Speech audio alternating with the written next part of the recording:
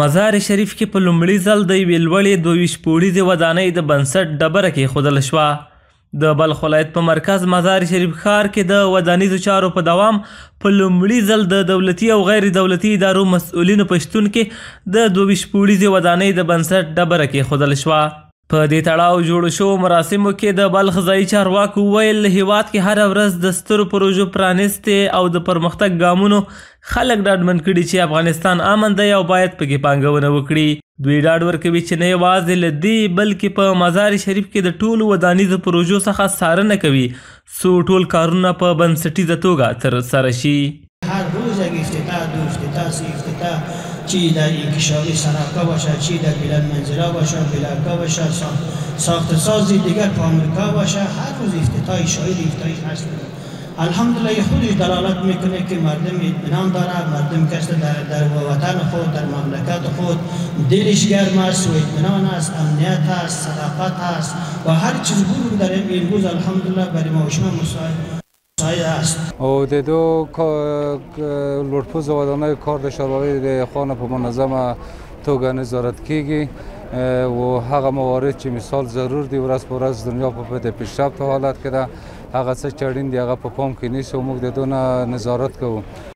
دغه ودانۍ د سلطان زاده شرکت لخوا جوړیږي. د یاد شرکت استازی وایي که څه هم د دې پروژې ډېرې چارې د افغان انجینرانو پر مټ مخته بیولي خو د لوړ کیفیت او ښه ډیزاین لپاره یې له بهرنیو انجینرانو هم ګټه اخیستې ده. شرکت نصیر احمد سلطان زاده تصمیم گرفت یک پروژه کاملا پیشرفته، مستحکم، خوشرو، زیبا و یک مقدار برابر با استانداردها و نرم‌های بین‌المللی جور کنه. همین زمین حدود 12000 متر بالاتر است. این ما نقشه کردیم. نقشه‌های از این خوب انجینرهای افغانی خود ما سهم فعال داشتند. منتها تجربه ما کمتر بود. ما صرف تاجیک و افغانستان تجربه داشتیم. پشت دیگه افراد برآمدیم که تجربه بالاتر داشته باشند.